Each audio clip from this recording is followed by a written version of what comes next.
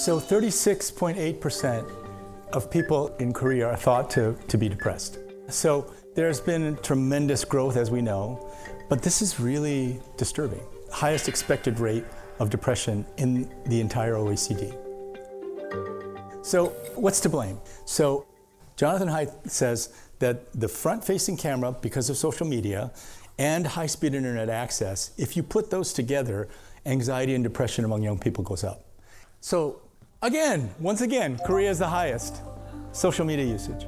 And Korea at 89.3% is about 1.7 times that of other countries. So we know that the use of social media and anxiety and depression are linked, and Korea is one of the most difficult situations in the world. Right? So another thing that you ask, okay, so 36.8% of all Koreans have depression. How many of them get treated?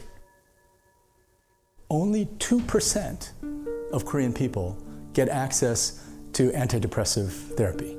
So again, this shouldn't surprise us that suicide rates are high. If the highest rate of depression and lowest rate of treatment, there really is the lowest rate of treatment in OECD.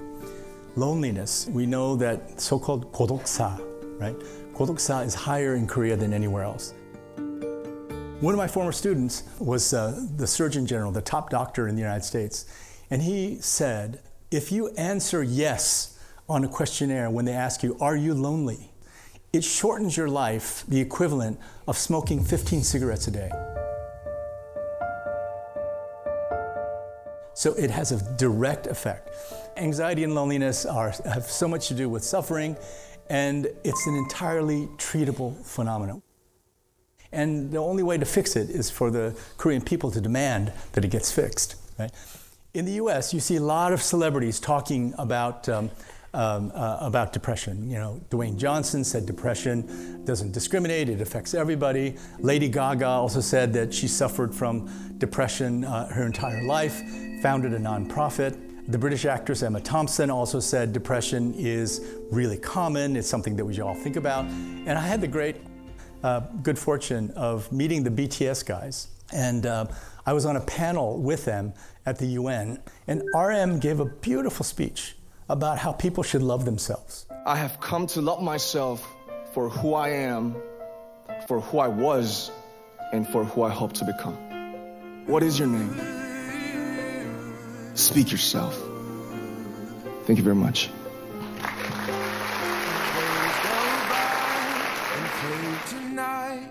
It wasn't specifically about depression, not specifically about suicide, but it was wonderful. So there's the possibility that we can talk about this more effectively.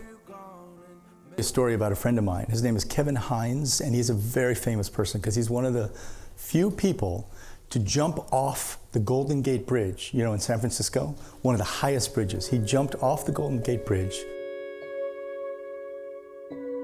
and he wasn't either killed or paralyzed. There are only about 3 or 4 people in history who've jumped and were not killed or paralyzed. So Kevin is still there, and he still struggles. But here's what he told me that was just so powerful.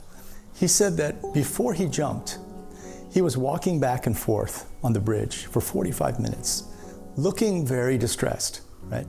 And there were many people that walked by him and saw him. And he said that if one person had asked him, "How are you doing?" he wouldn't have jumped. And the other thing he says that's crazy is he says that when he jumped off the bridge, he thought he had endless problems. His problems were unsolvable. But he said the minute his hand came off the bridge, all the solutions to his problems came into his head. And he thought, what an idiot. Why did you do that? And he says many survivors of suicide say the same thing. When they actually take the action, they go, oh my God, what am I doing? When I was in my hometown, Muscatine, Iowa, one of the things that one of the mothers who lost a child told me and told the entire audience, she said, you know, I just want you to know that my daughter did not want to die. She just wanted the pain to end, right? She said, I don't believe she wanted to die. I don't believe she wanted to leave us. I believe she wanted to make the pain end. And so this is why it's so important to train people in seeing what's going on with others. There are some things that are happening out there in the world that are very encouraging, but then there are also things about Korea. My understanding is that the percentage of the health budget that's spent on mental health in Korea is only 1.9%. And that's extremely low. It should be 5% and above. And at the same time, there are great programs. So we started called Mindful Connect or Mind SOS. And one of our colleagues, Dr. Baek Jong-ho, he started a program called 보고 듣고 말하기, right? It's essentially what we call psychological first aid. So you know, it's very popular for learning CPR and learning first aid, right? And so back in the United States, I'm trying to train everybody on a college campus in psychological first aid. And what you're taught is how do you spot people who might be in trouble? So when I took my psychiatry classes and also when I was a doctor, what they would say is, if you walk into a room with someone and you feel depressed, it's likely that that person might be depressed. But the psychological first aid teaches you how to look around and ask yourself the question, hey, could these people be in trouble? And then you listen intently. And then if you think this person is at risk, here are the numbers to call. 109, right, in Korea, right? 백구, right? There are things to do that you can do. So I think it would be great if everyone in Korea was trained in psychological first aid, because the experts believe that every single suicide is preventable. There were 14,000 suicides a year in Korea. Every one of those lives we could have saved. So UK started a ministry of loneliness. And that minister's job is to find the people who are lonely, isolated, and try to put programs together. Japan also, after COVID-19, appointed a minister for loneliness and isolation. Wow. And you know, I was also deeply inspired by the efforts of these two countries, because I believe Korea can do it as well, right? There's no reason Korea can't do that. So I really hope that everyone here, please ask us afterwards. We can help you get access to psychological first aid training. That's the kind of literacy that Koreans need to have.